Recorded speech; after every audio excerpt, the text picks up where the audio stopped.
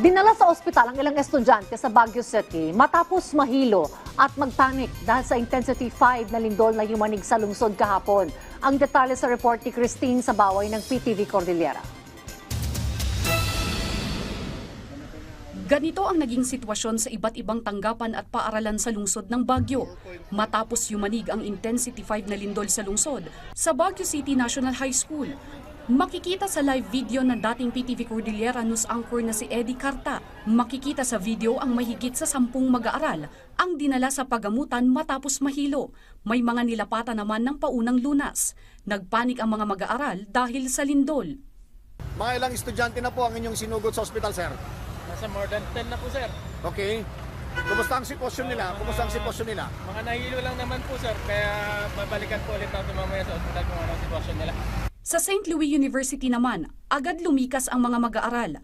Kanselado na rin ang klase sa universidad maging sa Baguio Central University, University of Baguio at University of the Cordilleras. Nagamit ang Melvin Jones Grandstand maging ang bahagi ng Burnham Park na pinuntahan ng mag-aaral matapos ang lindol. Agad tumulong at nagbigay ng emergency assistance ang Public Order and Safety Division. Ang mga nahimatay agad namang dinala sa pagamutan. Sa Baguio General Hospital naman, may mga pasyenteng mabilis na inilabas upang matiyak ang kanilang kaligtasan. Dahil maraming pasyente ang dinala sa pagamutan, agad na puno ang mga ward. Iminungkahing na sa Baguio City Health Services na lamang dalhin ang ibang mga pasyente. Dahil sa lindol, sinuspindi ni Mayor Magalong ang klase mula kindergarten hanggang senior high school sa buong lungsod. Kanselado rin ang klase sa lahat ng antas maging pribado man o pampublikong paaralan. Sa La Trinidad, Itogon, Tuba at iba pang munisipyo ng Benguet, suspendido rin ang trabaho sa gobyerno.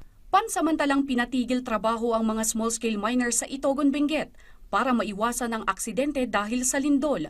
Nagdulot din ang lindol ng masikip na daloy na trapiko sa lungsod ng Baguio.